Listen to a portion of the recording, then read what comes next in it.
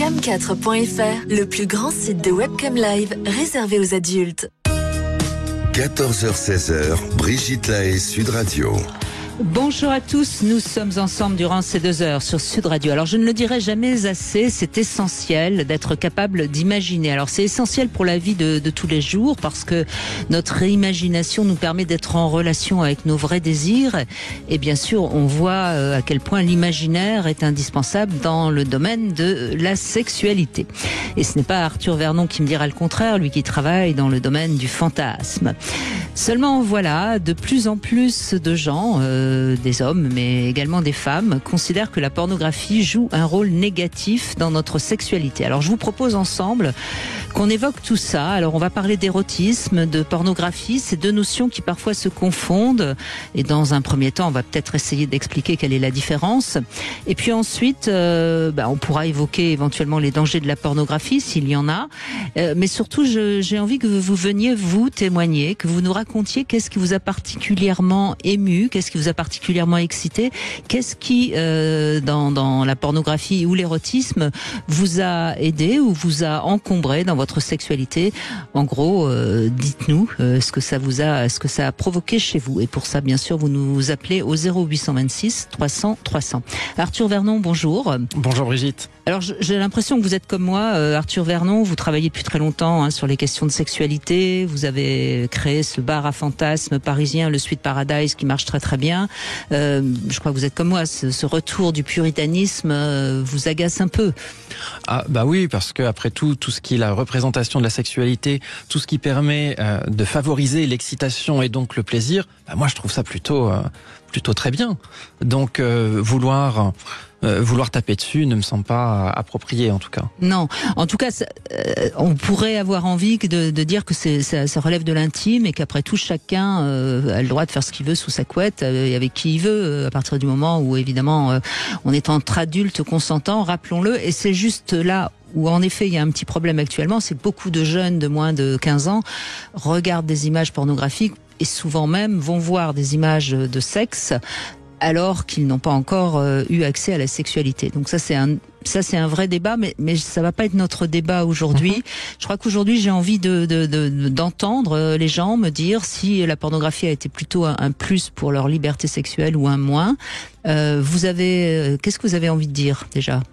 Déjà pour répondre à la question, c'est qu'effectivement il y a une différence entre l'érotisme et la pornographie. Si on veut juste rentrer sur la définition, la définition technique, c'est sur la représentation de l'acte sexuel qui est supposé être explicite, frontale dans ce qu'on appelle la pornographie. Ça veut dire qu'on voit réellement un pénis en érection qui rentre dans un vagin. Voilà, même avec éventuellement quelques gros plans si nécessaire. De tant qu'à faire, Tant qu'à faire, voilà. Alors que l'érotisme est supposé jouer davantage un peu sur la dissimulation. Donc on pourrait avoir la même scène, mais la caméra ne sera pas placée de la même façon. On imagine qu'il y a un acte sexuel, mais on ne voit pas réellement les organes génitaux en action. Voilà, ou alors on les voit de façon très subreptice, très rapide, et généralement avec un contexte artistique. Si on parle de cinéma, par exemple, avec une lumière, une musique plus élaborée, une scène brute pornographique. En tout cas, c'est l'image qu'on peut se faire de la différence entre l'érotisme et la pornographie et la définition officielle des deux. Et là, je suis déjà un petit peu nuancée par rapport à ce que vous dites, parce que je pense qu'il y a des films pornographiques qui sont des œuvres d'art, et d'ailleurs, il y a des films pornographiques qui aujourd'hui vont rester, si je puis dire, dans les annales, mais et des films érotiques qui n'ont pas grand-chose d'artistique. Bien sûr. Mais après, c'est la subjectivité de chacun, on la respecte. Ah non, mais ça, cette définition, je dirais, c'est la définition un peu grand public, mais alors, sur le fond, moi je suis tout à fait d'accord avec vous, c'est-à-dire que je ne mets pas de jugement de valeur sur ce terrain. C'est le propos des gens de dire que les films érotiques sont plus travaillés, plus élaborés qu'un film pornographique, propos que je ne partage pas. Et en réalité, cette distinction, je pense qu'on peut avoir des films de très grande qualité avec un contenu explicite et pornographique. Alors, ce qui est important peut-être aussi à dire avant de revenir sur l'imaginaire, ce qu'il faut bien comprendre, c'est que la pornographie, elle montre du sexe à l'état brut. Elle parle pas d'amour, elle parle éventuellement de fantasme, de désir, mais c'est pas le propos d'un film pornographique, c'est de montrer du sexe, c'est d'exciter, c'est pas de montrer que l'amour est plus important que le désir et que l'excitation. Oui, et encore, ça c'est vrai, des films qui avaient vraiment cette étiquette pornographique, puisqu'à l'époque il y avait vraiment, enfin quand je dis à l'époque, il y a 10, 20, 30 ans, il y avait vraiment des films à vocation pornographique, interdit aux moins de 18 ans, donc avait vraiment une étiquette particulière. Aujourd'hui, la pornographie se retrouve... Classé X. Hein. Classé X, pas, voilà. Pas interdit aux moins de 18 ans. Hein. Tout à fait. Aujourd'hui, la pornographie se retrouve davantage sur Internet. Vous n'avez plus de films qui sortent en salle qui sont classés X, ça n'existe plus. Il existe encore des interdictions aux moins de 18 ans, et donc il y a encore quelques rares films qui sont des films qui sont en réalité pornographiques, mais cinématographiques, qui sortent au cinéma. Je pense notamment à certains films de Gaspard Noé, oui, voilà, avec une représentation tout à fait explicite. Et là, pour le coup, on a vraiment une représentation très explicite de l'acte sexuel, mais avec une histoire où on peut parler de sentiments, d'amour, puisqu'on voit un couple faire l'amour et avoir d'autres expériences par la suite. Mais c'est bien un couple amoureux. Donc, il y a dans le cinéma des exceptions. Voilà, il y a quelques exceptions. Et pourtant, tout le monde s'accordera à dire qu'il s'agit d'un film pornographique simplement par la représentation de l'acte sexuel, mais qui n'a pas forcément une vocation masturbatoire, à la différence de ce qu'on va trouver sur Internet, où là vraiment ce qu'on appelle les tubes, qui vont diffuser massivement des vidéos, ont une vraie vocation masturbatoire. Et je pense d'ailleurs qu'il y a souvent une confusion d'ailleurs entre la pornographie en elle-même, c'est-à-dire l'image pornographique, et l'usage qu'on en fait. Parce que c'est-à-dire, oui, expliquez. Par moment, on peut entendre aujourd'hui que la pornographie est addictive. Je ne pense pas que le simple fait de regarder une image pornographique, les mains attachées derrière le dos, va créer la moindre addiction. L'addiction, elle peut venir de la masturbation qui accompagne très souvent le visionnage des images pornographiques. Oui, et puis quand on parle d'addiction, c'est un sujet évidemment qu'on aborde souvent, notamment avec Laurent Carilla, qui vient d'ailleurs, je crois, dans 15 jours. Ce qu'il faut bien comprendre, que l'addiction, elle va toucher des personnes qui ont une certaine fragilité ou un certain vide. Il y a des tas de gens qui regardent de la pornographie beaucoup et qui ne sont pas addicts. L'immense majorité. Donc, quand on voit les millions et les millions de vues et les millions de personnes qui visionnent la pornographie en France et dans le monde, si jamais il y avait un vrai problème qui était lié entre guillemets à la consommation de pornographie, ça deviendrait tout de suite un problème de santé publique. On est d'accord. On le saurait très rapidement. Donc là, on est en train de parler d'une minorité. Il y a des personnes qui ont un terrain addictif, et donc ce terrain addictif peut se manifester sur une tablette de chocolat, ou peut-être effectivement sur la masturbation ou des jeux vidéo, voilà. Etc., bien sûr. Donc voilà, mais ce n'est pas propre à la pornographie. Et puis allons au bout, parce qu'après tout, tous les deux, on est quand même assez libertaires, hein, Arthur Vernon. Allons au bout. Est-ce que c'est pire de regarder 4 heures Netflix ou 2 heures de la pornographie ? Oui, non, mais moi je suis tout à fait d'accord, bien sûr, c'est un jugement de valeur. Mais voilà, parce que derrière, sur la pornographie, il y a des jugements de valeur morale. Et on introduit de la moralité. Alors Netflix, il y a moins de moralité, on a moins de problèmes effectivement moralement à regarder une série Netflix plutôt qu'un film pornographique. Mais c'est un jugement de valeur morale. Et là, vous évoquiez tout à l'heure, Brigitte, le retour au puritanisme. C'est peut-être là qu'il fait effectivement son entrée au travers de la pornographie. Et puis je crois, pour avoir beaucoup étudié le phénomène de bouc émissaire, je pense que la pornographie aujourd'hui est le bouc émissaire de quelque chose qui ne fonctionne plus très bien dans les relations entre les hommes et les femmes, mais beaucoup de problèmes entre les hommes et les femmes, c'est que il y a plus d'éducation à la frustration, donc certains hommes n'ayant pas été éduqués à la frustration, ils comprennent pas qu'on leur dise non, enfin je veux dire... Mais ça, c'est encore une fois un autre débat. Non, il y a un problème d'éducation à la frustration, il y a un problème d'éducation sexuelle également, de façon à ce que le spectateur des scènes pornographiques, notamment les plus jeunes, comprennent qu'il s'agit d'un divertissement pour adultes qui ne reflète pas forcément la réalité et pas forcément ce qui doit se passer dans la vie de tous les jours non plus. Donc c'est vrai qu'il manque cet aspect éducation sexuelle en parallèle. Voilà, mais encore une fois, s'il y avait au départ, c'est-à-dire bien avant, moi je dis toujours, il faudrait commencer à la maternelle, une éducation à l'affectif et à la sexualité, on saurait très bien que la pornographie, c'est pas la réalité. Mais comme on sait que quand on voit Rambo, zéro, c'est pas la réalité. Bien sûr. Mais éducation à la maternelle qui est recommandée par l'Organisation mondiale de la santé sur ce sujet-là. Mais ça provoque généralement un tollé, justement. Comme encore si on une allait fois pervertir nos enfants. Exactement. Voilà. Et donc c'est bien une question de morale. Oui. Oui. Et derrière la morale, eh bien c'est souvent des croyances. Et on va essayer aujourd'hui de voir un petit peu ce qu'en pensent ceux qui nous écoutent. Vous savez qu'on parle vrai, sujet très très très touchy aujourd'hui. Est-ce qu'il faut réhabiliter la pornographie ? Est-ce qu'il faut au contraire l'interdire ? Vous pouvez en tout cas donner votre avis au 0826 300 300. Vous avez compris que si vous êtes pour l'interdire, il va falloir avoir des bons arguments. Allez, on se retrouve dans un instant. Sud Radio, votre attention est notre plus belle récompense. Yvette, Oui, monsieur vous avez le Bourdin. moral quand même. Vous avez le moral Oui, quand j'écoute même. Sud Radio. J'ai le moral, parce que vous percez les choses. Et ça me plaît beaucoup, beaucoup, beaucoup. Sud Radio, parlons vrai. Participant sur carrefour.fr. 14h-16h, Brigitte Lahaie, Sud Radio. La pornographie, l'érotisme, venez nous dire si vous avez une préférence, si vous êtes, ce qui vous a peut-être ému, excité. Et on commence avec Soélie, et c'est Arthur Vernon bien sûr qui est avec nous. Bonjour Soélie. Bonjour Brigitte, bonjour Arthur. Bonjour Soélie. Eh bien on vous écoute. Qu'est-ce que vous aimez regarder vous ? Qu'est-ce qui vous excite ? Alors moi c'est beaucoup plus l'érotisme. L'érotisme, oui. Voilà.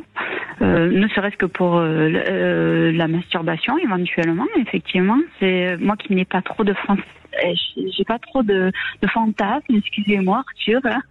Faut que je vienne prendre des cours peut-être. Il n'y a pas de pour souci. en développer. C'est très personnel, oui.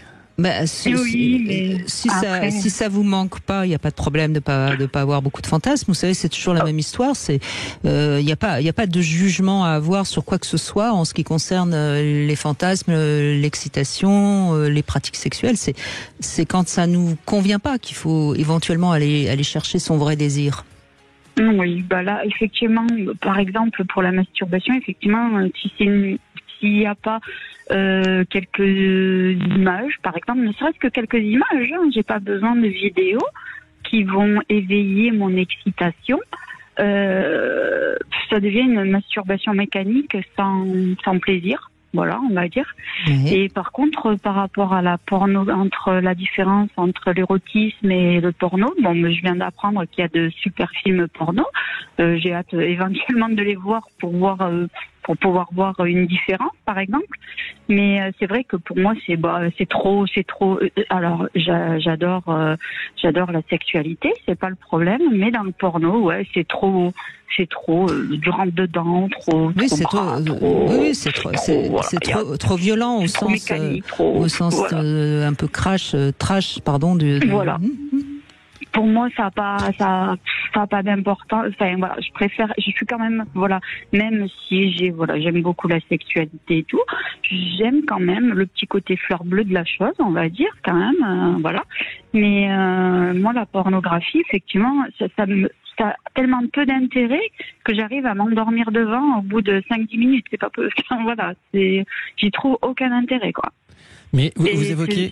Pardon, allez-y. Oui, pardon, allez-y. Oui, non, vous évoquez que vous aviez un intérêt davantage sur l'érotisme avec une représentation visuelle. C'est-à-dire, est-ce que, par exemple, est-ce que vous allez avoir plus d'excitation en regardant des images ou des films érotiques ?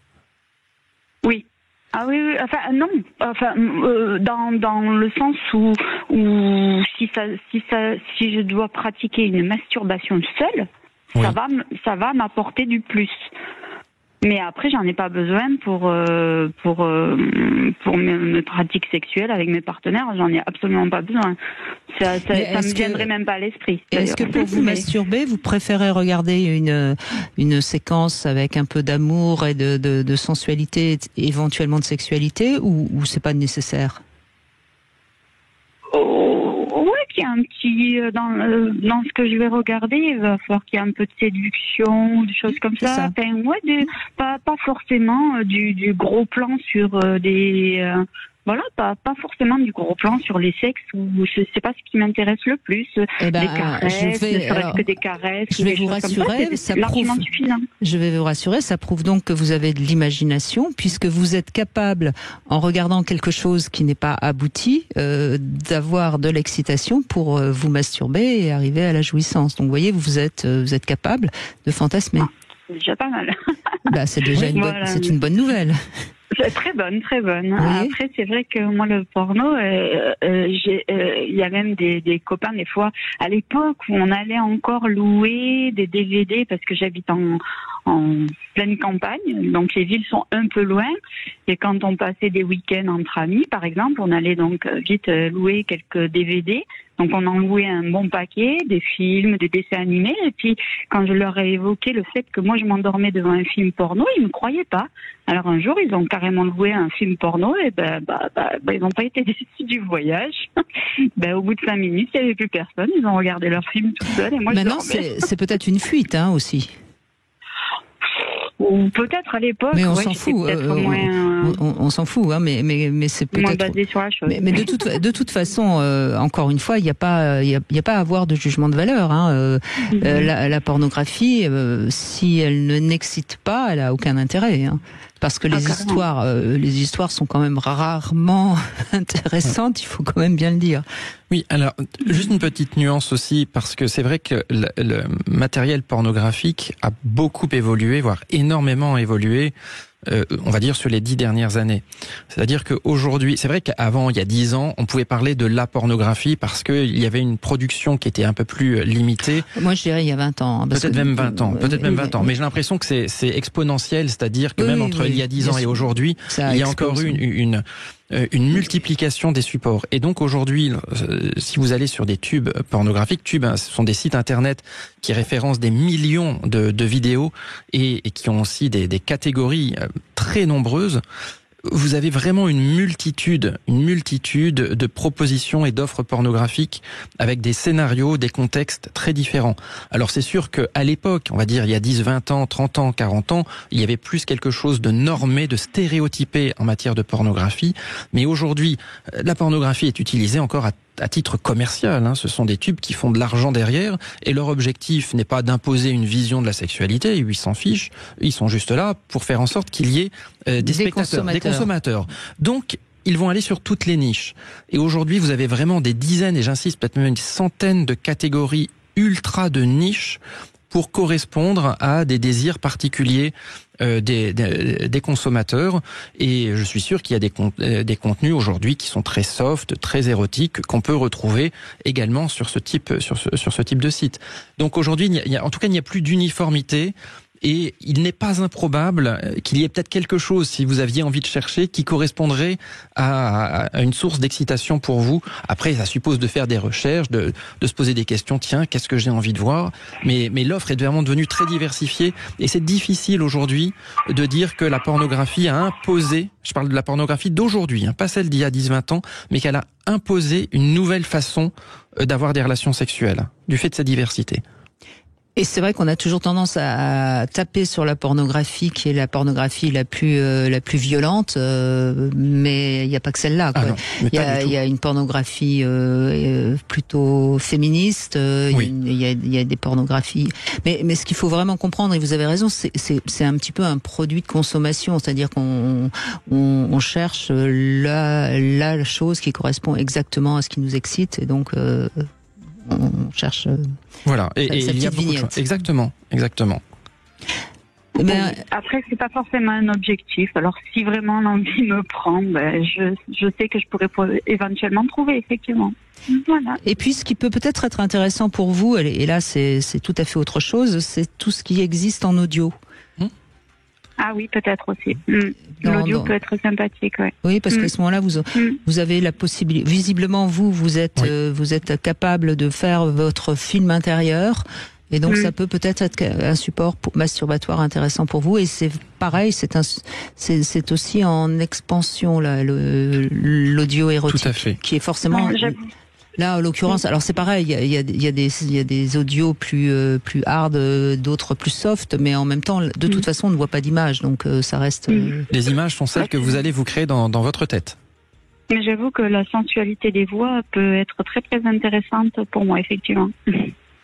Merci en tout cas, Soélie, merci de votre témoignage. Et on continue dans un instant. On va accueillir votre complice, Fleur Chérie, avec qui vous avez créé ce site de fantasmes, justement, mysweetfantasy.com, où on peut aller demander à être aidé pour réaliser son fantasme.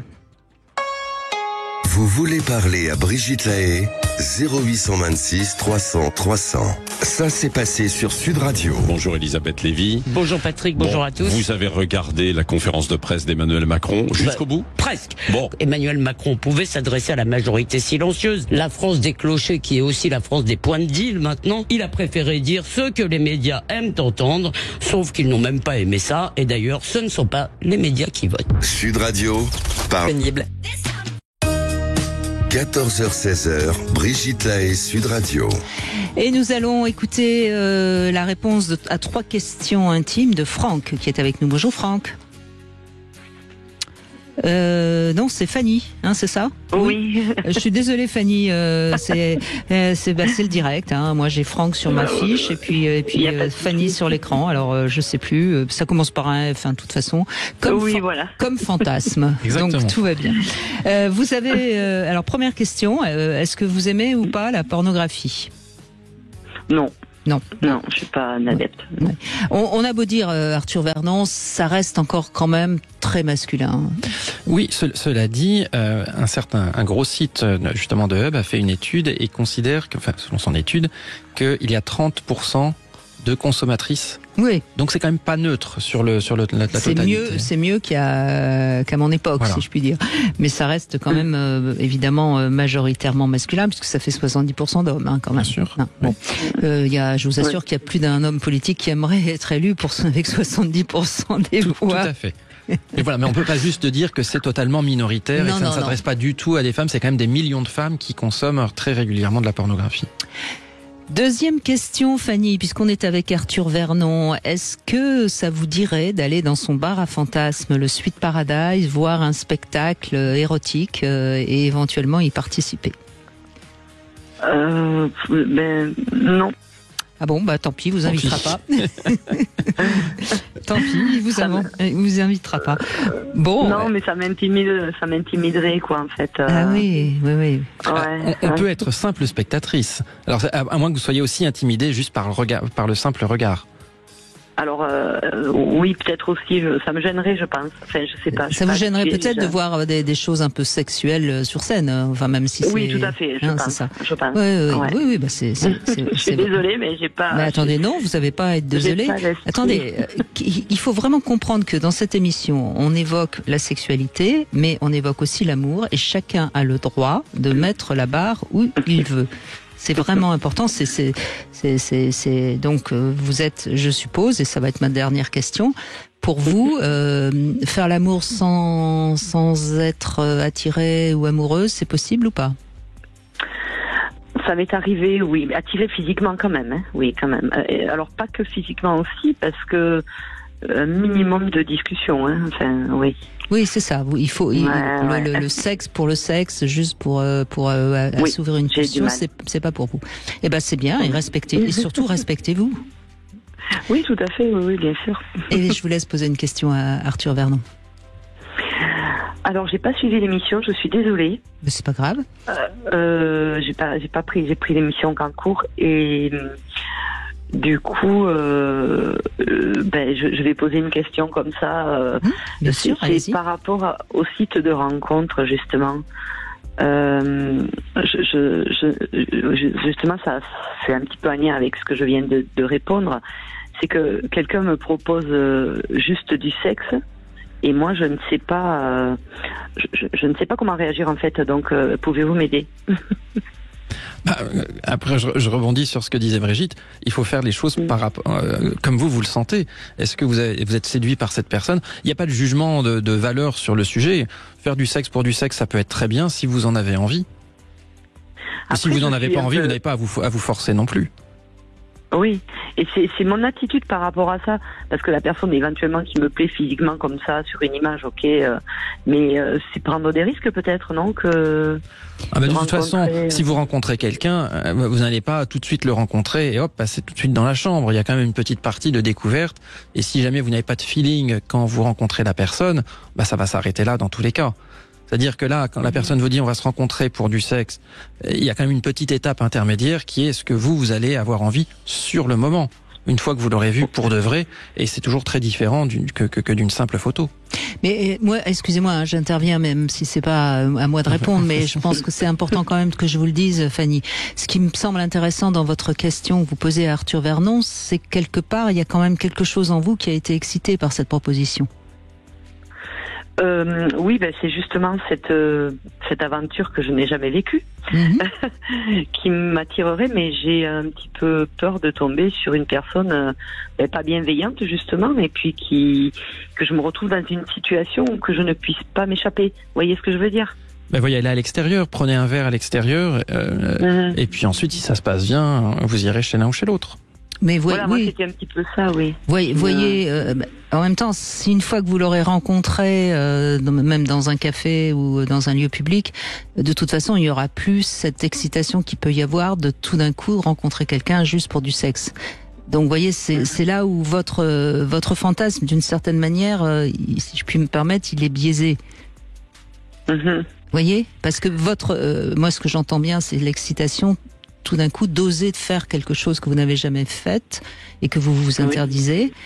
Mais vous pouvez pas le faire. Oui. Vous pouvez pas le faire sans prendre le risque. Vous voyez, et c'est ça le problème. C'est ça le problème des désirs, c'est qu'il faut oser. Si on n'ose pas, on peut pas les faire. Et alors du coup, s'il me propose d'aller chez lui, mais moi je ne voudrais pas parce que je sais pas qui c'est ce monsieur. On est bien d'accord. Vous voyez ce que je veux dire ? On est bien d'accord. C'est bien pour ça que c'est bien pour ça que je parle de risque. Oui, puis il y a des fantasmes qu'on imagine, ça a l'air super. Effectivement, quand on est en train de les vivre le moment présent, ça correspond pas exactement à ce qu'on avait en tête. Donc là, il faut avoir la possibilité de sortir. De toute façon, dans ce que vous dites, pour l'instant, moi, je vous encourage à pas y aller. Parce que c'est pas encore quelque chose qui est suffisamment éclairé pour vous. Pardon, j'ai pas bien compris, excusez-moi. Je dis pour l'instant, moi, je vous encourage pas à y aller parce que on voit bien que pour vous, c'est pas quelque chose de sécurisant et de clair. Donc, mais en revanche, c'est intéressant de vous poser la question de votre propre désir qui quelque part, quand même, là, s'est manifesté. Oui, parce que la personne comme ça là en photo me plaît, mais j'ai la trouille derrière de tomber sur quelqu'un de pas bienveillant, quoi. Le problème, si on y va juste pour du sexe, on n'est pas sûr que ce soit compatible avec nos désirs à nous, et puis voilà. Hein. D'où le compromis, à mon avis, de prendre un petit verre dans un bar à côté. Maintenant, le conseil que je donne toujours, quand on veut comme ça faire une rencontre juste pour du sexe et donc pas prendre un verre avant, c'est d'aller dans un hôtel et de prévenir sa meilleure amie et de demander à notre meilleure amie de nous appeler un tout petit peu après le temps qu'on considère nécessaire pour faire juste du sexe. Ouais, c'est une bonne idée. C'est gentil, en tout cas, merci pour votre réponse. Je vous en prie, Fanny. Merci à vous. Et puis, nous accueillons notre Sexy News avec un tout petit peu de retard, mais c'est pas de sa faute, je tiens à le préciser. Bonjour Flore Chéri. Bonjour. Alors, vous allez nous parler de pornographie, évidemment. Oui, c'est un petit peu le sujet aujourd'hui. Et je voulais apporter ma pierre à l'édifice du débat sur la différence entre la pornographie et l'érotisme. Alors, si on veut le simplifier, ce débat, pour savoir si c'est porno ou érotique, grosso modo, vous prenez une représentation explicite de la sexualité, un podcast, un film, un spectacle, un livre. Si le spectateur trouve que c'est pas bien, nul, méchant, caca, ça, c'est du porno. Si le spectateur trouve que c'est bien, c'est beau, c'est pas vulgaire en plus, ça, c'est de l'érotisme. On pourrait donc placer le curseur entre le porno et l'érotisme à la mesure subjective de notre propre morale, de notre vécu et de notre ressenti. En tout cas, c'est un peu résumé comme ça dans l'essai « Tout le monde en regarde » ou presque de Thérèse Argot qui vient de sortir chez Albin Michel et dont de nombreux médias font l'écho. Tout le monde en regarde ou presque, il s'agit donc du porno, un livre qui se veut très à charge contre la pornographie et pourtant très très bienveillant à l'égard de l'érotisme, sans que ni l'un ni l'autre ne soit d'ailleurs clairement défini. Oui. C'est très bien d'ailleurs que vous posiez la question, je trouve aujourd'hui, de la définition, car elle est centrale. Pour moi, c'est complètement différent d'être contre le porno ou contre l'industrie pornographique. Le porno, c'est un terme fourre-tout dans lequel on y met un peu ce qu'on veut, des œuvres et des propositions très différentes, et aussi notre sensibilité. L'industrie pornographique, c'est déjà plus objectif, mais c'est aussi extrêmement glissant.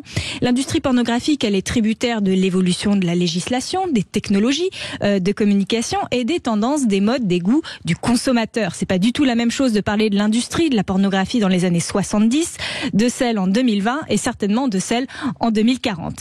Être contre l'industrie pornographique par principe, c'est aussi refuser de voir le porno comme un ensemble très différent de représentation et de support, et surtout lui refuser la possibilité de changer, de se réinventer et d'évoluer. Et c'est peut-être en ça que l'essai de Thérèse Argot passe à côté du sujet, à diaboliser à tout va le porno sans le définir, sans circonscrire les problèmes, sans proposer des solutions pour l'améliorer. La seule solution pour Thérèse Argot, c'est d'arrêter d'en regarder parce que c'est mal par principe, et surtout ça créerait des addictions. Elle parle carrément de drogue dure. Alors sur ce sujet, c'est pas la seule à utiliser cette terminologie, mais il y a quand même un arbitre objectif sur savoir si le porno ou pas serait une drogue dure. La dépendance à la pornographie a été étudiée puis rejetée par le DSM, l'ouvrage de référence sur les troubles mentaux.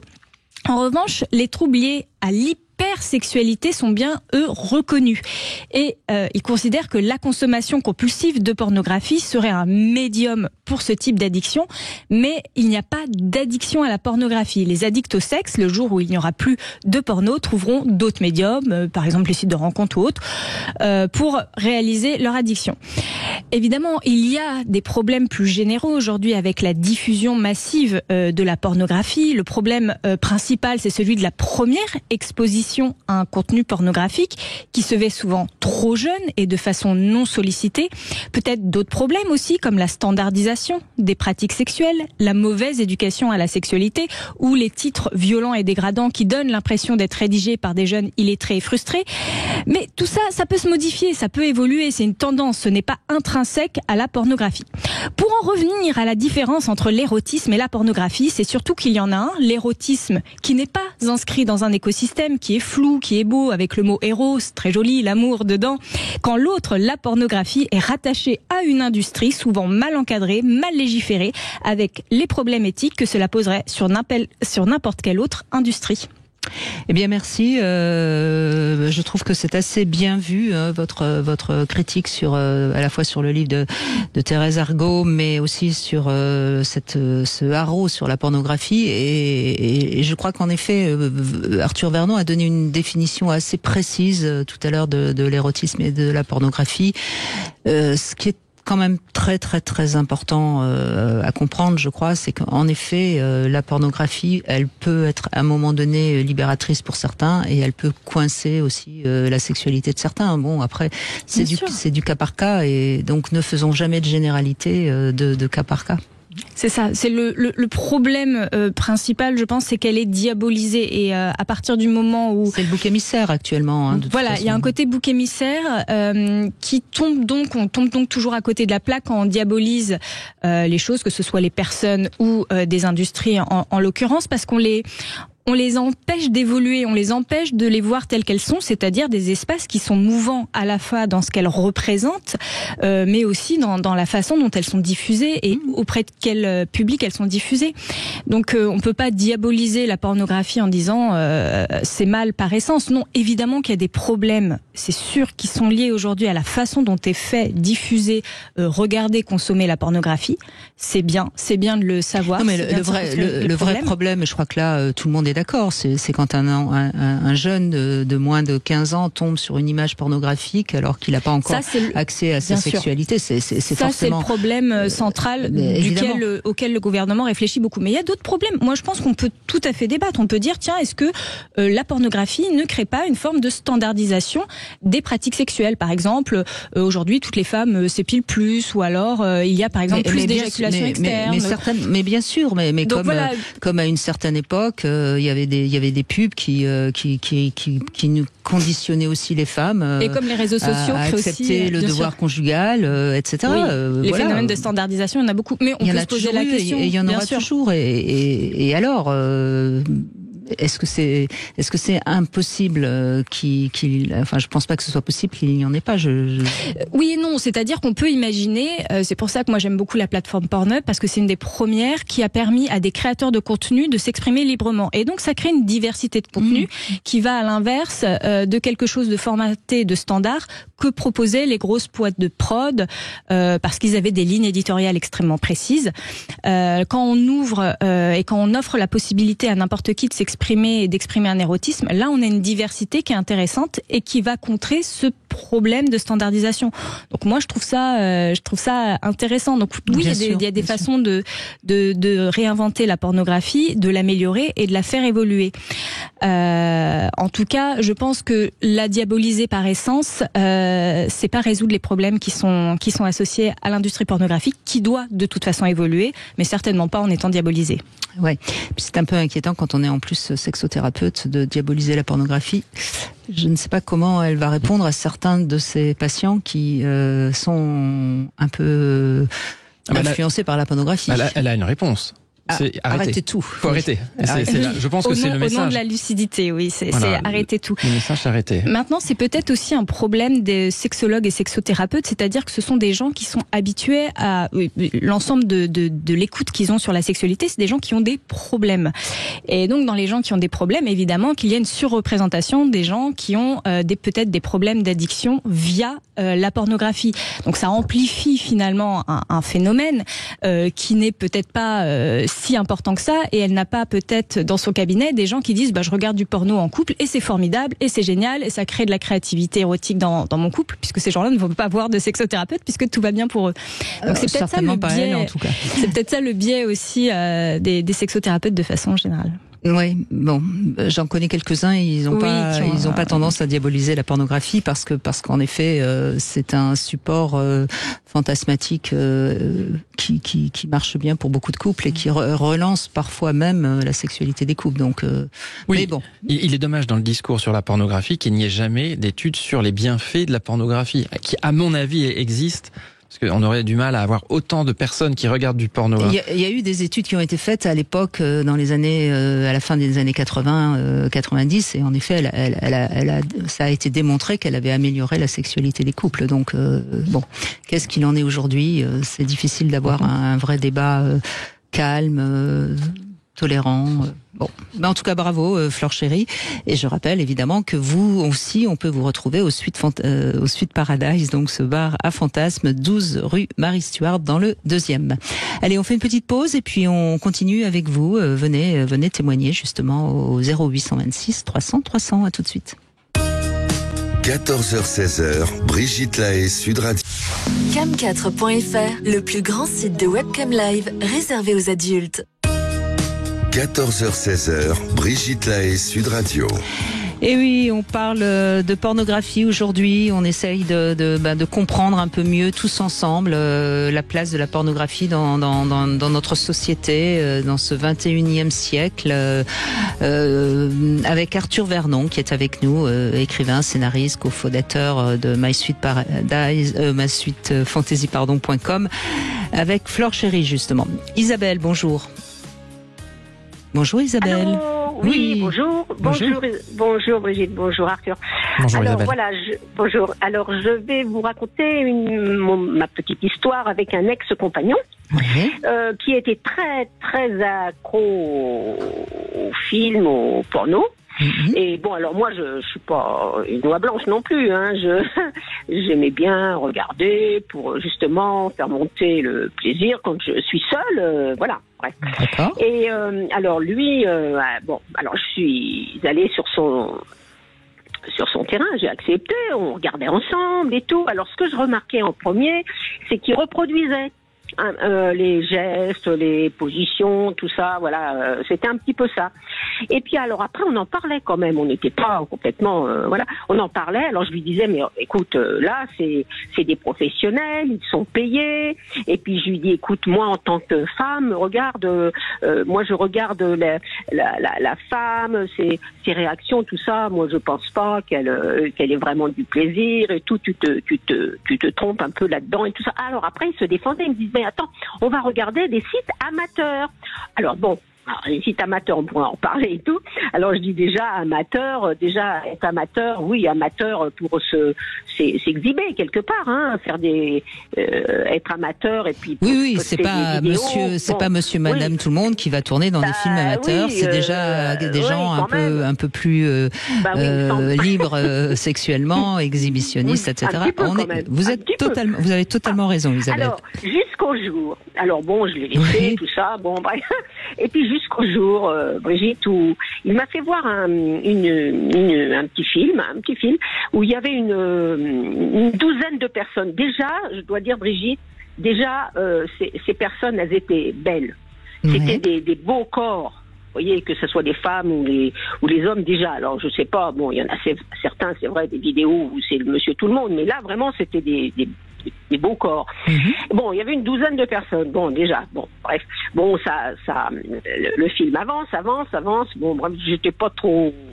Bon, je montais en pression, on va dire. Mais en pression plutôt colère, pas vraiment excitation. Jusqu'au moment où il y a une belle personne, une belle jeune femme, qui se met une ceinture et puis qui fait une sodomie à un grand black.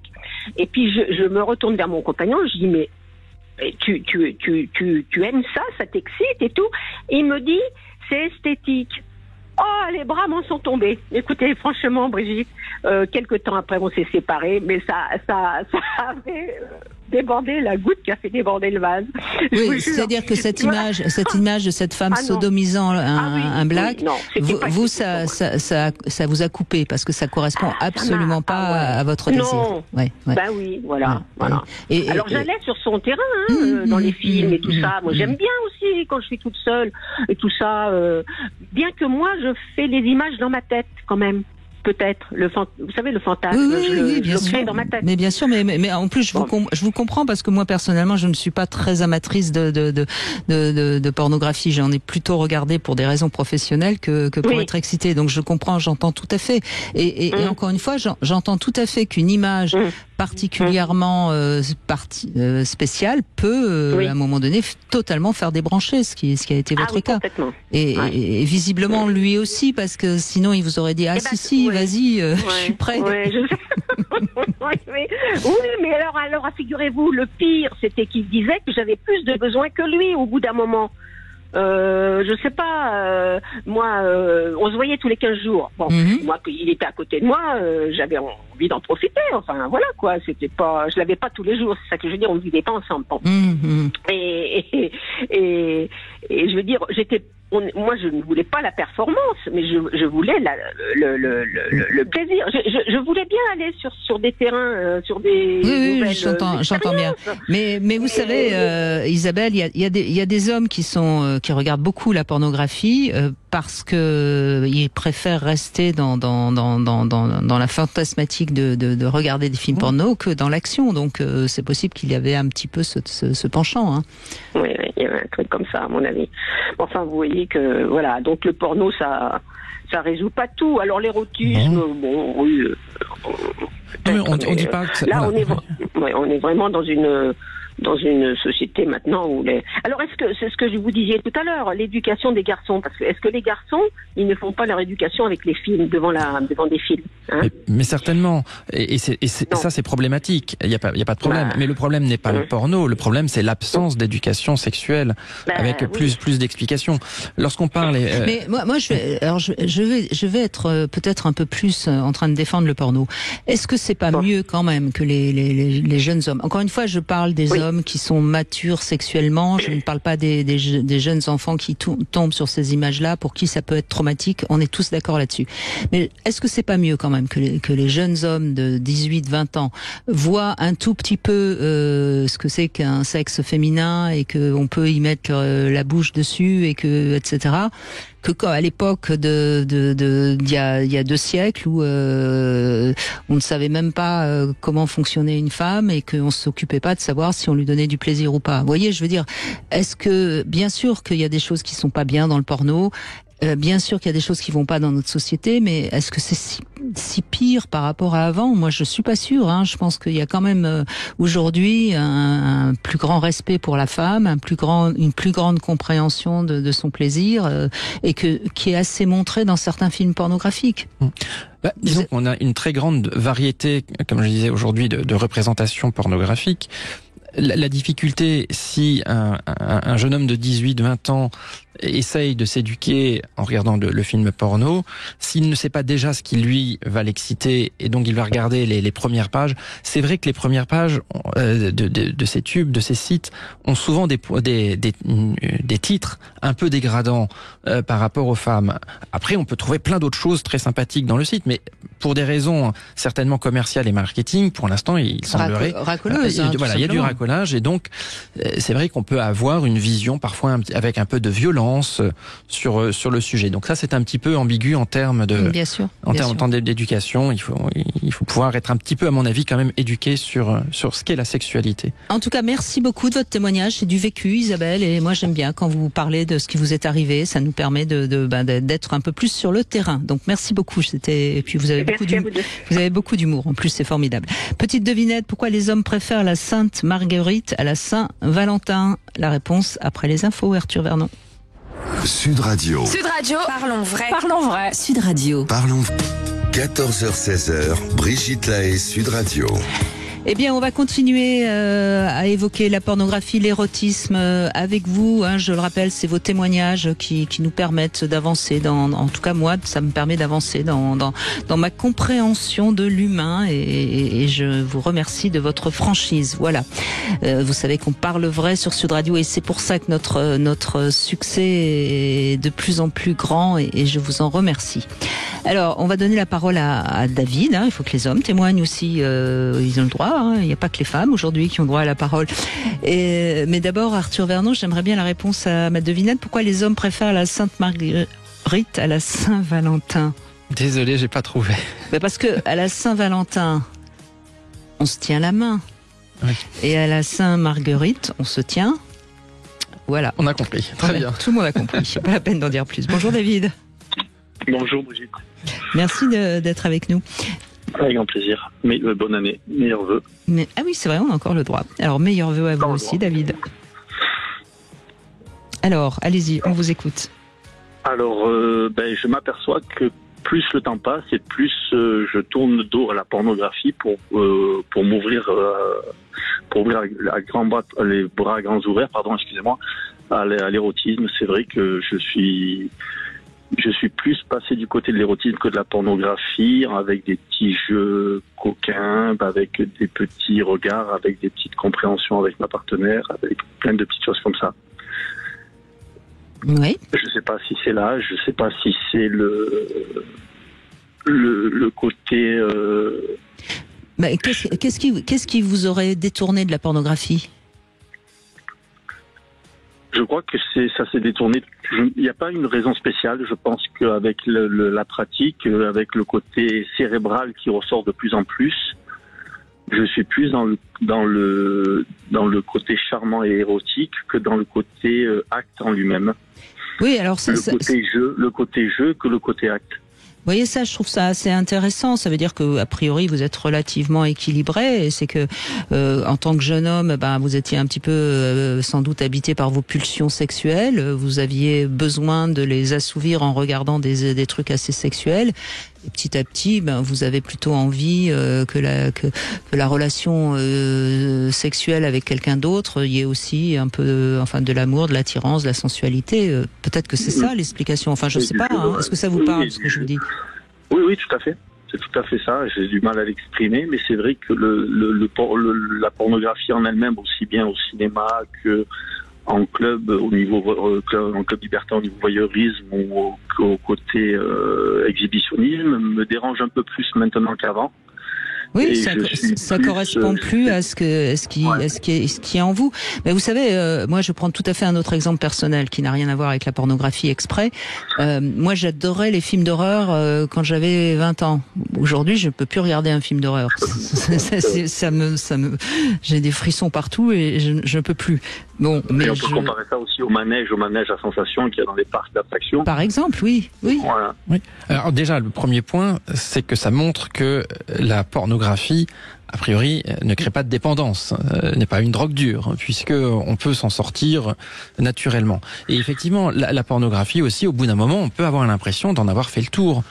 Tandis que si vous basculez vers l'érotisme, et vous avez dit aussi un peu sur l'imagination, l'imagination a peut-être un terrain de jeu encore plus important et qui vous correspond davantage. Puisqu'après tout, la pornographie, vous, entre guillemets, vous subissez l'image qu'on vous propose.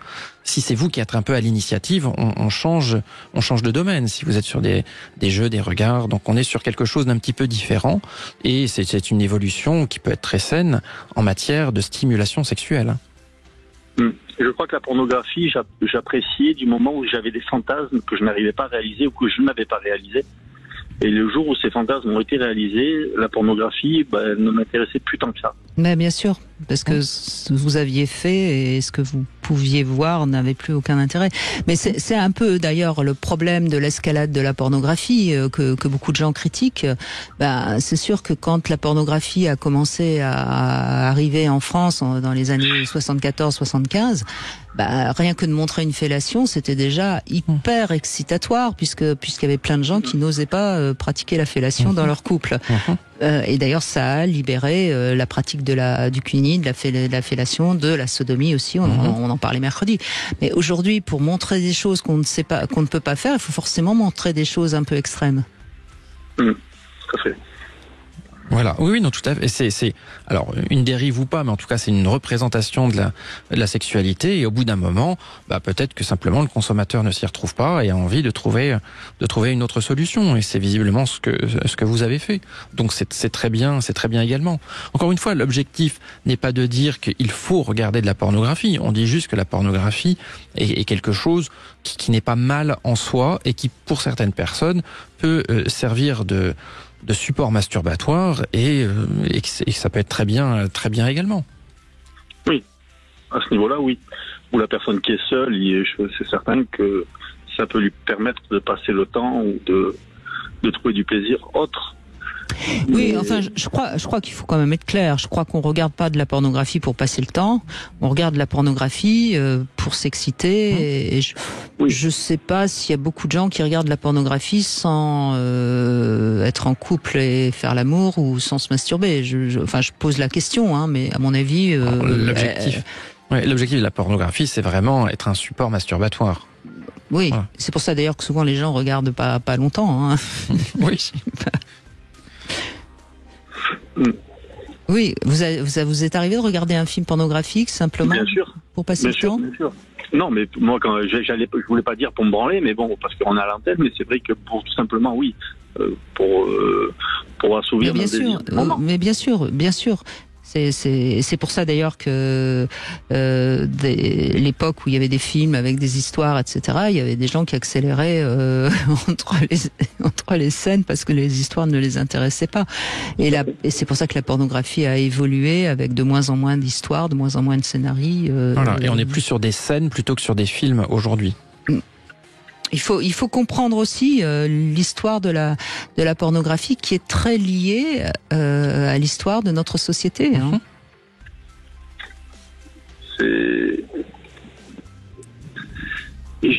Ça fait tellement longtemps que j'en ai pas regardé que je ne sais pas ce qu'il en est aujourd'hui de la pornographie. Puisque c'est vrai que quand on voulait voir nous des scènes pornographiques, on allait plutôt en club libertin et regarder des couples s'exciter et s'exhiber devant nous. Mais j'ai plus de plaisir à regarder un film érotique aujourd'hui que je ne verrais pas regarder un film pornographique. Et juste par curiosité, quand on dit film érotique, vous pensez à quoi précisément? Parce que fut un temps, il y a une trentaine d'années, il y avait cette dénomination film érotique qui passait le dimanche soir sur M6. Et aujourd'hui, cela a disparu pour le coup. Donc c'est pour ça que je... Un film pornographique. À l'époque, c'était un film pornographique sans qu'on voie les sexes des gens, tout simplement. Certains de mes films passaient le dimanche soir à 22h30, mais on avait en effet ôté quelques coupes, quelques scènes plus explicites, oui, en effet. Oui, tandis que maintenant, le film, on va dire érotique, on va aller dans le 50 nuances degrés, dans le 365 jours, je sais plus comment ça s'appelle, dans le style de film où il y a un peu de... Oui, mais il y en a très peu, me semble-t-il, des films réellement érotiques aujourd'hui. C'était aussi mon impression, c'est pour ça que je me permettais de poser la question, parce que j'ai l'impression que c'est un genre qui n'existe quasiment plus. Ouais. On peut dire film suggestif ou film à idée, qui vont pousser des gens dans leur retranchement. Quand on voit le succès qu'il y a eu aujourd'hui, 50 nuances degrés, 50 nuances... Il y a eu plusieurs films qui à chaque fois...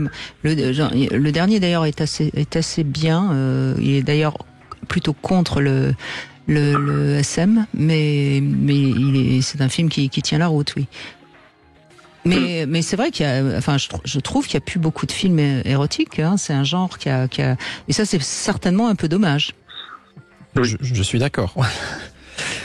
Parce que je pense qu'il y a un public, la preuve, depuis 14 heures, on a entendu plusieurs personnes qui, donc il y a mais c'est là où on voit bien comment la société se clive aujourd'hui. Bien sûr. Et alors, pour répondre à cela aussi, je pense qu'il y a des auteurs qui seraient prêts à proposer des films érotiques, mais tout ce qui a trait au sexe ayant quand même globalement une mauvaise presse, c'est beaucoup plus difficile de trouver un producteur. Et donc, d'un point de vue business, c'est beaucoup plus difficile de pouvoir réussir à réaliser et faire ce type de film encore aujourd'hui.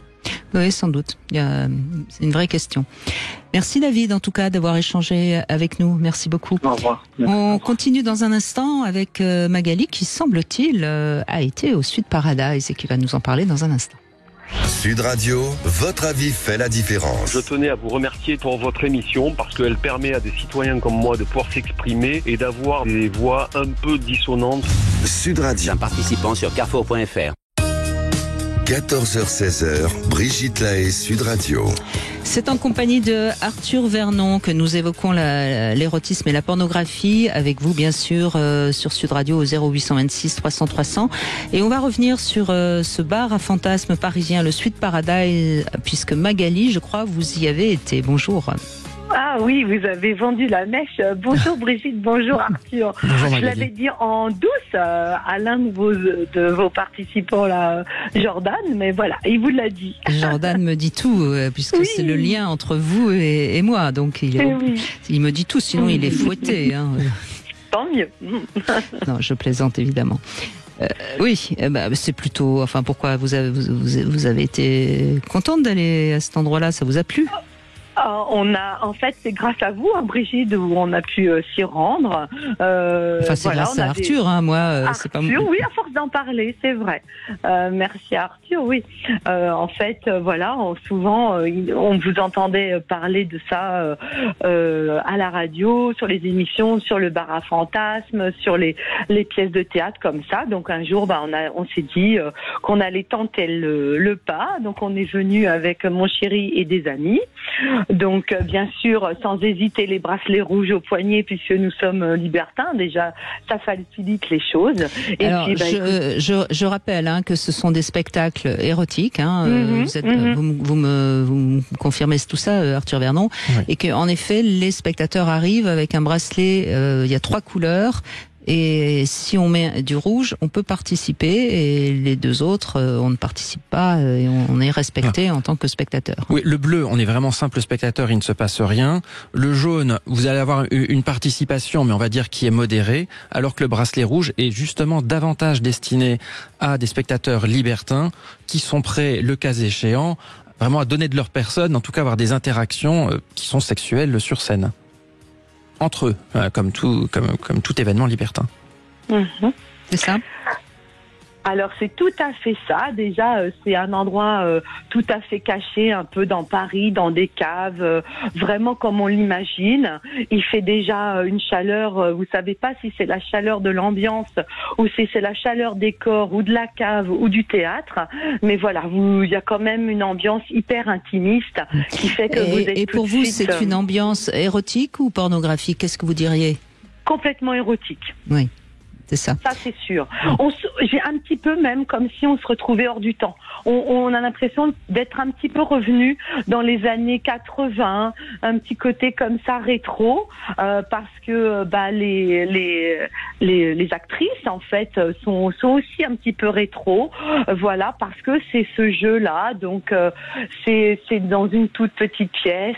Effectivement, vous regardez, il y a des scènes érotique, il n'y a aucune scène pornographique, mais ça éveille les sens dans le fait d'être présent face aux acteurs, sentir leur chaleur, leur énergie, leur regard, leur toucher, parce qu'il y a des mains comme ça qui se frôlent, et c'est ça qui crée une ambiance particulièrement érotique tout au long du spectacle, où on partage les caresses, les sourires, les regards, les choses rigolotes qui peuvent se passer, et puis passer à l'action sur scène pour simuler.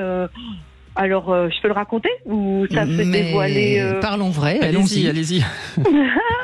Voilà, donc quand vous portez les bracelets rouges, on vous fait passer une petite audition tout à fait croquante et excitante parmi les autres spectateurs. Et puis, si vous êtes retenu, vous passez dans une salle à côté.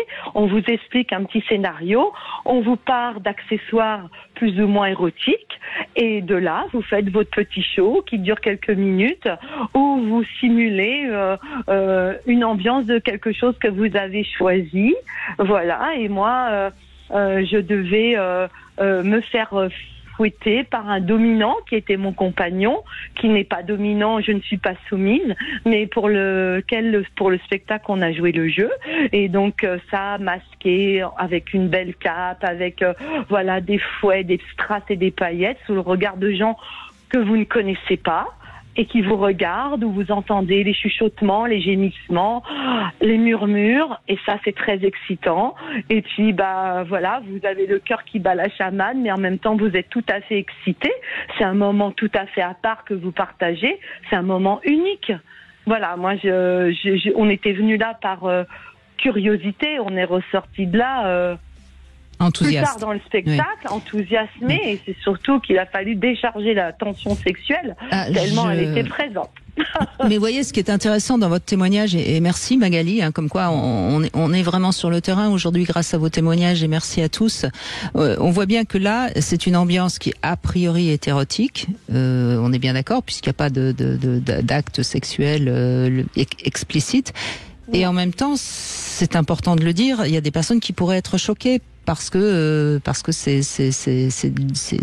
quelque chose qui est un peu plus que simplement un striptease, etc. Oui. Donc on voit bien que chacun va juger avec son propre prisme. Vous en parlez, vous avez été particulièrement enthousiaste d'avoir été à ce spectacle, ça vous laissera certainement des superbes souvenirs, et tant mieux. Et je crois que c'est ça qu'il faut bien comprendre, c'est que l'érotisme, il est subjectif. Oui, chacun effectivement son ressenti, oui. Tout à fait, parce que je me dis, vous savez, Brigitte, c'est comme si vous alliez au cinéma. Si vous n'aimez pas les films romantiques, vous n'allez pas voir le film romantique, vous choisissez la série qui vous convient. C'est vrai que quand on accède à ce genre de spectacle, faut quand même se renseigner à minima. Moi, même si je vous écoutais, que j'avais confiance et que j'avais pas particulièrement d'appréhension à y aller, je me suis quand même renseignée, savoir comment il fallait s'habiller, qu'est-ce que c'est vraiment l'ambiance, le lieu. Vous voyez, on n'y va pas non plus comme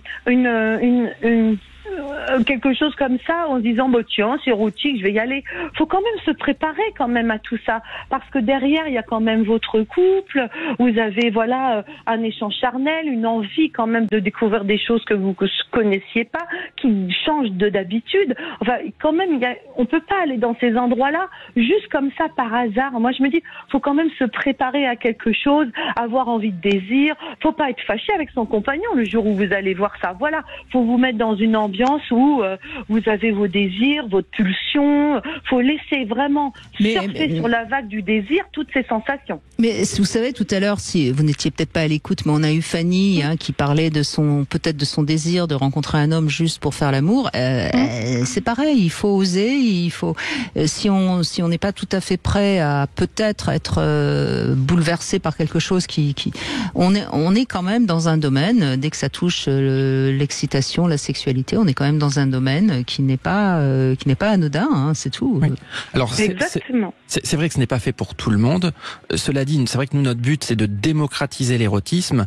Et là, ce que vous dites, c'est très pertinent, mais surtout lorsqu'on prend un bracelet rouge, je pense que des personnes qui ont peut-être une curiosité sur l'érotisme, ne serait-ce qu'une curiosité sur l'érotisme, peuvent venir avec un bracelet bleu, par exemple, qui n'est vraiment pas engageant, puisqu'elles vont rester simples spectatrices. Et donc, il y a moins d'implication. Toujours partir si jamais elles peuvent toujours partir à tout moment, si jamais il y a un malaise. Mais pour le coup, c'est assez rare. C'est rare parce que justement, les spectateurs bracelet bleu regardent un spectacle, certes avec de l'intimité et de l'érotisme et de la sexualité, mais malgré tout qui n'est pas très engageant. Donc voilà, donc c'est assez tranquille. Et ceux qui se posent la question prennent un bracelet jaune. Et juste un mot, c'est vrai que nos spectacles érotiques interactifs, c'est du mercredi au samedi à 20h30, mais on n'a rien contre la pornographie puisque c'est le sujet du jour. Et le mardi soir, on a une séance pour le coup qui est pornographique. C'est un spectacle à 20h30 dont le nom est justement explicite. Voilà. Et là, c'est un spectacle explicite avec des représentations sexuelles explicites entre femmes, mais c'est des vrais duos lesbiens sans aucune simulation. Et tous ces spectacles, pour ceux qui se disent mais il y a beaucoup de choses, oui, soit vous le voyez sur notre site internet de sweetparadiseparis.com ou sur Billets Réduc. Vous avez toutes les informations, il suffit de taper Sweet Paradise sur Billets Réduc et vous voyez tous les spectacles et les spectacles différents qu'on propose. Voilà. Bah écoutez, je crois que Magali est une très bonne attachée de presse, Arthur Vernon. Merci beaucoup Magali. On a passé un très bon moment. Ça me fait très plaisir, merci. Merci en tout cas de votre témoignage Magali. Le Sweet Paradise qui se trouve 12 rue Marie Stuart dans le 2e pour ceux qui éventuellement ont envie d'aller voir un spectacle érotique. On va faire une petite pause, on va se retrouver pour le Love Conseil, on va vous parler de votre menu sexuel et puis on donnera la parole à un ancien acteur de films pornographiques, Richard Allan, qui était surnommé Queue de béton et qui peut-être pourra nous donner son avis puisqu'il a beaucoup tourné, produit des films à l'époque et il pourra nous donner un petit peu un avis de ce que c'était et de ce que c'est. En tout cas, ça sera peut-être intéressant de l'écouter. On fait une petite pause, on se retrouve tout de suite. Vous voulez parler à Brigitte Lahaie 08 Cam4.fr, le plus grand site de webcam live réservé aux adultes. Brigitte Lahaie, Sud Radio, le Love Conseil. Eh bien, Arthur Vernon, je vous propose un menu sexuel. Vous savez que quand on rentre dans un restaurant, on a la carte et on va pouvoir choisir son menu qu'on désire manger. Eh bien, pourquoi pas de rédiger un menu sexuel. C'est ce qu'on peut faire pour son partenaire ou sa partenaire. Et on peut commencer, par exemple, par un apéritif. Ça peut être un bain ensemble, un striptease, un massage. Ensuite, on peut inscrire des hors-d'œuvre. Ensuite, on peut passer au plat principal qui serait donc différentes positions. On pourrait passer au dessert, on pourrait même ne pas oublier le café. Je crois que ça pourrait être intéressant parce que ça permettrait d'avoir un petit échange complice sur les meilleurs ingrédients à se donner pour une relation sexuelle. Voilà. Et puis j'aime bien ce genre de choses parce que ça fait fonctionner un peu son imaginaire. Ça demande à l'un ou à l'autre d'être inventif. Et rien qu'en étant soi-même en train d'écrire le menu, ça fait fonctionner son imaginaire et donc ça réveille la libido. Oui, et puis on bascule ainsi du quotidien justement en mode plus séduction et on repasse en mode sexualité. Bascule qui n'est pas forcément évidente à opérer dans la vie de tous les jours. Voilà, donc n'hésitez pas, si vous avez un peu d'imagination, si vous êtes dans un couple qui fonctionne bien, eh bien essayez d'écrire votre menu sexuel pour peut-être pour ce week-end ou pour la semaine prochaine. Richard Ellan est avec nous en ligne. Bonjour Richard. Oui, bonjour Brigitte. Alors, je suis avec Arthur Vernon qui est avec moi aujourd'hui pour évoquer l'érotisme et la pornographie. On entend évidemment plutôt dans cette émission des auditeurs qui sont pas contre la pornographie. Vous entendez bien actuellement qu'on a tendance un petit peu à critiquer totalement la pornographie aujourd'hui. Vous avez travaillé pendant des années dans ce milieu, dans les années 70-80. Vous êtes d'ailleurs, il y a un livre qui est sorti sur vous, qui s'appelle Aventure sexe extraordinaire aux éditions Pulse Store. Quel bilan vous faites à la fois de votre expérience, de ce que vous avez apporté peut-être aux Français et de la pornographie actuelle? Comme j'ai coutume de dire, je suis un bienfaiteur de l'humanité souffrante. Mais cela dit, la pornographie telle qu'on l'a pratiquée dans les années 70-80 n'a plus rien à voir avec ce qu'on peut diffuser aujourd'hui sur les réseaux. Et des films que nous faisions, qui étaient des films construits comme un film traditionnel avec une histoire, on amenait quand même, au travers de ces vidéos, un certain érotisme et une certaine excitation, je pense, qui pouvait plaire aux gens qui nous regardaient. Et alors qu'aujourd'hui, on est confronté à l'image brute et très très difficile à voir. Enfin, en ce qui me concerne, je suis surtout un peu inquiet pour la vision qu'ont des enfants. Et ce que ça... Alors ça, on l'a dit, on l'a répété tout au long de l'émission, il est évident que des enfants qui regardent de la pornographie, personne ne peut être d'accord, et c'est évidemment des images qui sont traumatiques. Ça là-dessus, là on parle pas de la pornographie vue par des enfants, c'est un autre débat, et c'est un débat beaucoup trop difficile pour que je puisse l'aborder comme ça dans cette émission. Mais il y a des tas d'adultes qui regardent de la pornographie actuelle, qui est quand même, Arthur Vernon, vous l'avez dit et répété aussi durant cette émission, il y a pas une seule pornographie, il y a des pornographies plus ou moins violentes aujourd'hui. Oui, c'est multiple. Il y a énormément de choses qui est proposé aujourd'hui en ligne. Mais vous avez raison, c'est qu'il n'y a plus vraiment de film qui fait 1h30 avec une vraie histoire. Ça, c'est quelque chose qui s'est perdu au détriment de scènes qui font entre 10 et 20 minutes, on va dire. Maximum, oui. Oui, en fait, c'est ça. C'est-à-dire que ce qui est devenu la pornographie aujourd'hui, c'est des scènes des unes des autres. C'est ça. Cela dit, il y a encore Canal+, qui diffuse le premier samedi du mois un film avec un semblant d'histoire. Oui, Canal+ continue une fois par mois à diffuser effectivement des films qui sont soit de notre époque, soit un peu plus récents. Dans les années 90 oui, mais je crois qu'il y a encore des réalisations qui se font pour Canal+, avec certes un budget très très limité, mais qui se font. Très limité, mais élevé par rapport au milieu de la pornographie aujourd'hui. Donc tout à fait appréciable, tout à fait. C'est vrai que c'est une jolie contribution de Canal+ sur ce sujet. Et avec préservatif. Ah oui, ça c'est évident.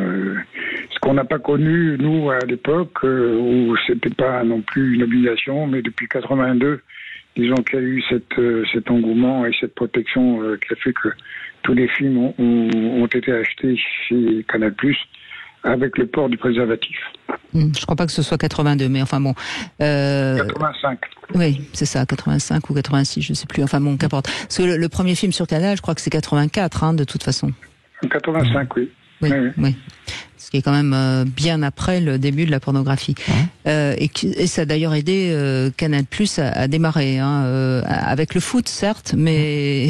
Ah bah oui, ça faisait un grand buzz. La pornographie était très difficilement accessible à l'époque, à la radicale différence d'aujourd'hui. Ça, c'est un changement très très important, la difficulté d'accès à la représentation sexuelle. Mais enfin, ça a fait le succès de Canal+, parce qu'ils ont eu, je crois, à peu près une 50% d'abonnés supplémentaires grâce à la diffusion de ces films.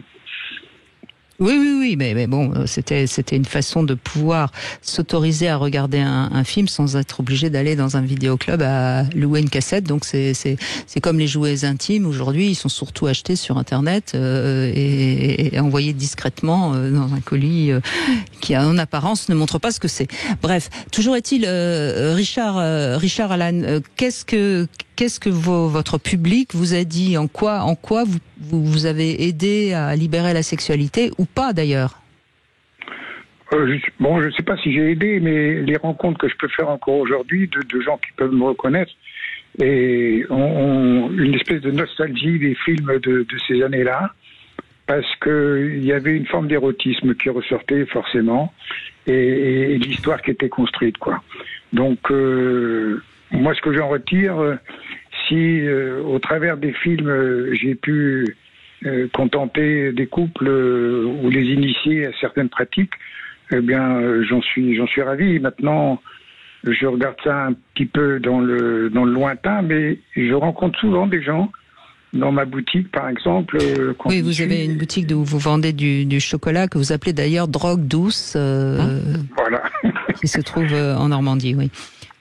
Et donc, des gens me croisent et me disent « Ah, merci, vous nous avez apporté beaucoup au travers... » Est-ce que vous avez des jeunes, des jeunes de moins de 30 ans qui également vous dites, ont ce discours avec vous ou pas? Alors, ça arrive parce que soit, bon, je dirais pas qu'ils me reconnaissent de visu spécialement, mais bien souvent, ils sont informés par des copains ou par les parents des copains en disant, bon, tu sais, Richard Allan, il a tourné dans certains films de X. Et quelquefois, bon, ils sont là à me demander des conseils sur ce qu'ils doivent faire éventuellement pour aborder une fille ou dans les premières, dans les premiers émois, disons, si je peux les conseiller sur certaines pratiques ou comment il faut s'y prendre éventuellement, quoi. Enfin, les gens qui me reconnaissent sont plus des gens de la cinquantaine. D'accord. Et alors là, justement, puisqu'on a beaucoup d'hommes qui nous écoutent, quels conseils vous donneriez pour arriver à maintenir son érection, pour être toujours en forme, en tant qu'homme? Qu'est-ce que vous pouvez dire aux hommes qui nous écoutent? Ben, tout ce que je peux conseiller, c'est d'essayer de faire travailler la prostate, ça évite le cancer déjà. Et il y a deux moyens. Soit des rapports, disons, fréquents, pour pas dire journaliers, ou soit une bonne masturbation. Alors ça fait du bien à l'esprit, puis ça fait du bien au corps aussi, parce que ça leur permettra de se détendre, et puis de procéder aussi à ce que la prostate travaille. Et moi, je parle par expérience, parce que chaque fois que je fais mes analyses, l'infirmier qui me pique me dit, bah, dis donc, si tous les gens avaient des prostates comme vous, il y aurait moins de cancer, hein, c'est sûr. Mais bon, j'ai une bonne prostate, alors je ne sais pas si c'est ce fait-là. Si c'est parce qu'elle a beaucoup fonctionné ou pas. Bon, en tout cas, c'est vrai que pour un monsieur de 80 balais, vous vous portez bien, et ça donne l'impression que le sexe est bon pour la santé. Et un petit mot. Pardon. Oui, allez-y, Arthur. Oui. Il y a des jeunes qui sont très fans du porno des années 70, aussi dingue que ça puisse paraître. Alors, je dis pas qu'ils sont très nombreux, mais au Sud Paradise, on a une Sweetie qui s'appelle Donna, qui est à la fois performeuse, Sweetie, mais également autrice, qui est tellement fan qu'elle a écrit un spectacle que l'on joue, qu'on a produit, qui s'appelle Porn Star Corp, où c'est justement l'histoire d'une petite entreprise de production de films pornographiques qui veut continuer à produire des films là en 2020 dans le style du film des années 70 et qui a beaucoup de références et qui est très fan de ce type de film. Donc ça existe et elle a 25 ans. Voilà. Donc ça existe encore aujourd'hui. Donc ça lui plaît et elle a envie de le partager avec un public. De toute façon, dans tous les domaines, il y a un petit peu de nostalgie de cette époque des années 70 qui était une époque assez libertaire et assez révolutionnaire quelque part. Oui. Et les scénarios complètement fous de ces films. Oui. C'est ça aujourd'hui qui manque beaucoup. Il y avait une joyeuseté, il y avait une folie qui était très drôle. Mais en même temps, c'est une autre époque et qui n'existe plus. Et je pense que on ferait un film comme ça aujourd'hui. Je suis pas sûr qu'il aurait beaucoup de succès. Mais enfin bon. En tout cas, merci beaucoup Richard Allan. Si on veut vous retrouver, vos mémoires, ça s'appelle Aventure sexe extraordinaire, c'est aux éditions Pulse Store. Et merci d'avoir pris un petit peu de votre temps. Il n'y a pas de quoi, et tout le plaisir était pour moi. Merci Brigitte. Merci Richard. Merci. On fait une petite pause, on se retrouve dans un instant. On va conclure avec Thomas qui nous a rejoint. Sud Radio, votre avis fait la différence. J'adore vos débats. On entend des choses qui changent un peu de la doxa généraliste qu'on entend trop partout. Sud Radio, parle. Salé sucré. Cam4.fr, le plus grand site de webcam live réservé aux adultes. 14h-16h, Brigitte Lahaie, Sud Radio. Avec Arthur Vernon, nous évoquons l'érotisme, la sexualité, la pornographie, le fantasme, l'excitation, le désir. Il y a plein de mots comme ça qui serait bien de temps en temps de définir plus correctement. Et on va conclure avec vous, Thomas. Merci d'être avec nous. Bonjour Arthur, bonjour Brigitte. Bonjour Thomas. Oui, moi je voulais intervenir suite à la définition. Moi je vais apporter ma propre définition de l'érotisme et pour moi c'est une culture de la relation à deux. Et c'est la notion que je fais avec la pornographie. Pour moi la pornographie c'est quelque chose qu'on va retrouver par exemple donc sur un site internet, on va avoir des vidéos, quelque chose qui sera extérieur à la relation et je crois que moi, j'ai mis un moment avant de pouvoir renouer avec cet érotisme qu'il y avait dans le couple. Par exemple, j'avais comme ça un désir de quelque chose d'un peu plus sauvage, d'un peu plus passionnel, que je retrouvais souvent dans la pornographie, par exemple du BDSM, etc. Et l'avoir laissé dans une sorte d'imaginaire ou dans quelque chose qui jouait pas avec mon interaction pendant le couple. Et finalement, à force de discuter, de relations et de partage, d'échanges, de ces désirs, etc., j'ai pu, entre guillemets, lier ça dans ma relation de couple. Et voilà, moi, entre guillemets, c'est cette nuance que je fais entre c'est assez Merci Thomas de cette réflexion parce que je crois qu'il y a une chose qu'on n'a pas dite et qui est peut-être importante. Je ne sais pas ce que vous en pensez, Arthur Vernon, mais en effet, dans la pornographie, la femme est toujours consentante. Elle dit toujours oui. Il y a quelque chose de cet ordre-là. Le premier fantasme des hommes en général, c'est la disponibilité sexuelle de la femme. Et alors ça, c'est la magie de la pornographie. La femme est toujours partante. Donc on rentre dans ce fantasme numéro 1 de l'homme, quel que soit le type de scénario en réalité. C'est ça. Et ça, on l'a peut-être pas dit très clairement depuis 14 heures. Et grâce à vous, Thomas, on le dit. Oui, la pornographie, c'est la femme disponible pour la pulsion masculine. C'est sûr que c'est pas la femme consentante.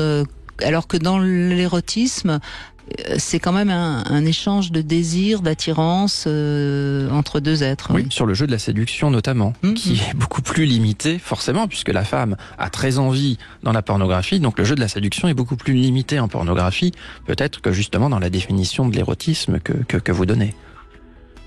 Oui, exactement. C'est quelque chose que je retrouvais du coup dans la pornographie où je me disais voilà, on a un effluve de possibilités et que je pouvais plus facilement y être confronté et pouvoir satisfaire mes besoins, mes désirs. Et finalement, c'est quelque chose qui est dans l'imaginaire, entre guillemets, c'est quelque chose qui est rapporté mais qui n'est pas dans le concret. Et je pense que ça a été ça, entre guillemets, mon changement et comment le fait de pouvoir guérir de ça, entre guillemets. Mais alors, vous voyez, Thomas, merci vraiment de votre témoignage parce que ça amène, pour conclure cette émission, ça amène quelque chose d'essentiel.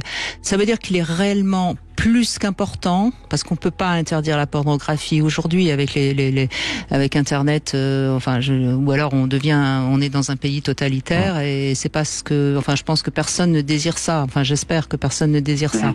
Donc, ce qui est essentiel, c'est d'expliquer aux hommes que une femme n'est pas toujours disponible, parce que sinon, en effet, si vous n'avez pas été éduqué à la frustration dans votre éducation d'homme, vous regardez des films porno et vous pensez que les femmes elles sont toujours d'accord. Donc c'est important d'éduquer les hommes à la frustration, d'éduquer les hommes au fait qu'une femme n'est pas toujours consentante et d'éduquer les femmes à dire clairement non. Et à ce moment-là, la pornographie va peut-être éviter quelques dérives. Il me semble, en tout cas. Tout à fait d'accord, oui. Qu'en pensez-vous, Thomas ? Oui, je suis entièrement d'accord, pardon, il y a un petit peu de bruit autour de moi, je suis à l'aéroport. C'est juste pour dire aussi que moi, entre guillemets, il y avait quelque chose où j'avais un besoin, donc comme je vous ai dit tout à l'heure, de BDSM, de passion très forte, et je pensais que c'était, entre guillemets, pas réalisable aussi dans le concret. Et donc du coup, c'est pour ça que j'allais chercher un peu dans cette pornographie-là un assouvissement. Oui, bien sûr. Et ce qui a été intéressant, c'est que j'ai pu quand même, à force de parler et de concrétiser les désirs, pouvoir le faire en concret. Et ça, pour moi, c'était vraiment ce travail de la guérison où je me suis dit, en fait, c'est possible quand même, et je satisfais le désir de ma partenaire. Ça, c'est aussi intéressant. Je trouve que l'excès de pornographie, on serait plutôt tendance à être dans cette spirale infernale des algorithmes, de vouloir se faire plaisir de manière aseptisée, alors que dans le concret, il y a un vrai désir de réalisation dans le concret, pour moi. Alors, ça m'amène aussi une autre réflexion, on en a parlé hors antenne, Arthur Vernon. La question qu'on peut se poser, mais il faudrait faire une véritable enquête, et c'est pratiquement impossible. Est-ce que on va aller regarder quelque chose qui ne correspond pas à une part de nous-mêmes quand on va chercher des séquences pornographiques ? Au fond, vous avez l'air de dire que vous avez été chercher ce qui correspondait à votre fantasmatique. Bien sûr, oui. Moi, ça me paraît un peu toujours dans un désir de satisfaire un besoin profond, même inconscient, je crois, plutôt que quelque chose qui ne nous correspondrait pas. Je pense à ça. Quelque chose où on ignore peut-être un plaisir qu'on a, mais je crois qu'on va chercher ça même inconsciemment, sans avoir cette conscientisation, je crois.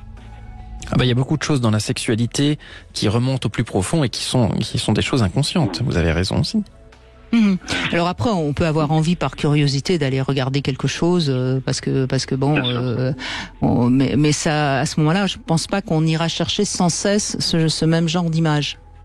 Sauf s'il y a eu une surprise incroyable et qu'on a été particulièrement excité. Exactement, mais à ce moment-là, c'est que ça correspond à quelque chose qui est en nous. Voilà, exactement. Ouais. D'ailleurs, on voit bien, chacun a son genre de film. Il y a des gens qui aiment les westerns, d'autres qui aiment les films de guerre, d'autres les films romantiques. C'est pas par hasard, ça correspond à nos goûts particulièrement. Et maintenant, on a des sites qui sortent des statistiques, justement, des catégories qui sont les plus, entre guillemets, consommées par la population dans le monde, en fonction des pays, en fonction des gens, ce que les hommes vont regarder, les femmes vont regarder. Donc c'est intéressant de voir quand même que le paysage pornographique est en réalité assez éclaté d'un point de vue des désirs, même s'il y a des dominantes, mais il y a également plein de petites minorités, plein de niches pornographiques. Mais votre définition de l'érotisme est assez jolie, j'aime bien. En effet, c'est une intimité à deux avec un échange autre que purement sexuel. Oui, à construire pour pouvoir s'apporter mutuellement l'orgasme. Voilà.